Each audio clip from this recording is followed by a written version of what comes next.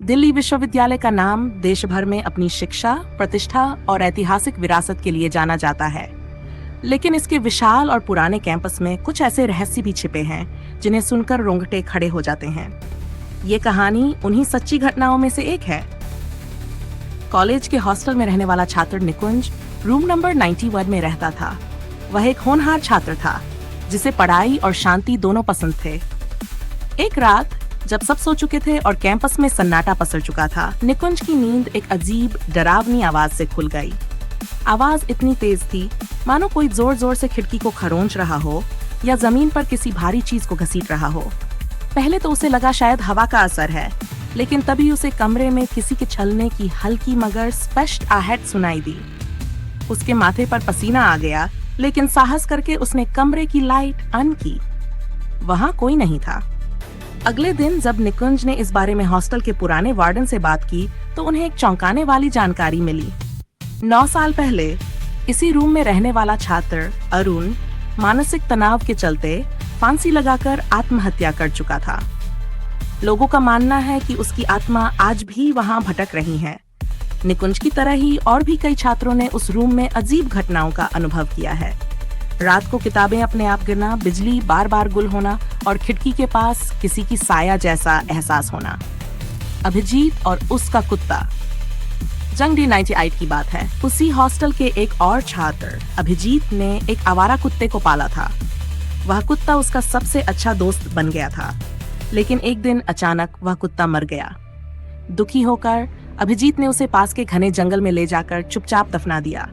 उस रात अभिजीत अपने कमरे में लौटकर सो गया और फिर कभी नहीं उठा। अगली सुबह जब उसके दोस्त उसे उठाने गए तो उन्होंने देखा कि अभिजीत बिस्तर पर मृत पड़ा है, लेकिन उसके चेहरे पर डर और आतंक के भाव जमे हुए थे, मानो उसने मरने से पहले किसी डरावनी चीज को देखा हो। पोस्टमार्टम रिपोर्ट में कोई स्पष्ट कारण नहीं निकला, लेकिन छात्र कहते हैं कि जंगल से लौटते वक्त उन्होंने अभिजीत के पीछे एक परछाई को आते हुए देखा था, जो शायद उसके साथ कमरे में भी आ गई थी। इंद्रप्रस्थ कॉलेज, सिक्के से बुलाई गई आत्मा, दिल्ली विश्वविद्यालय के उत्तर में करीब 2 किमी दूर एक प्रतिष्ठित लड़कियों का कॉलेज है, इंद्रप्रस्थ कॉलेज। कुछ साल पहले वहां की एक छात्रा सोनल ने मजाक में एक रात अपनी सहेलियों के साथ सिक्के और पेपर से आत्मा बुलाने की कोशिश की। पहले तो सब कुछ सामान्य लग रहा था, लेकिन आधी रात के बाद रूम का माहौल अजीब हो गया।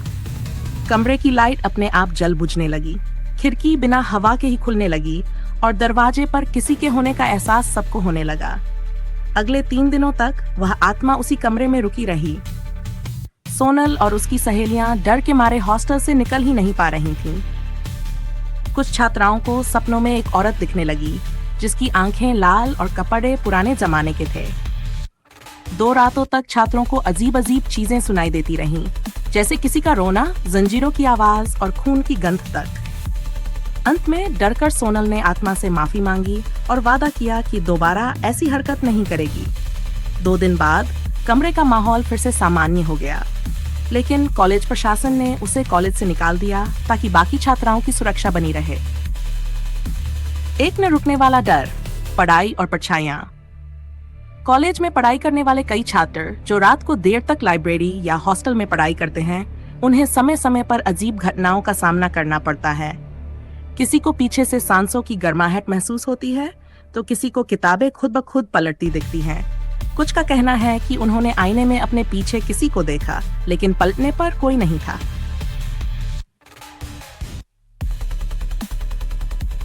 इन तमाम घटनाओं के बावजूद कॉलेज प्रशासन कभी खुलकर इन बातों को नहीं स्वीकार करता, लेकिन हॉस्टल और कॉलेज के पुराने गार्ड्स, सफाईकर्मी और यहाँ तक कि टीचिंग स्टाफ के कुछ लोग भी इन घटनाओं के चश्मदीद रहे हैं। दिल्ली विश्वविद्यालय के इस प्रतिष्ठित कैंपस के पीछे छुपे ये रहस्य शायद कभी पूरी तरह से सामने ना पाए, लेकिन एक बात तो तय है, इस कॉलेज की दीवारों में सिर्फ इतिहास ही नहीं, कुछ अनदेखी, अनकही और अनसुलझी आत्माएं भी बसी हुई हैं।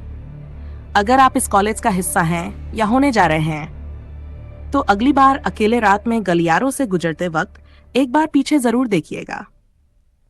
शायद कोई आपको देख रहा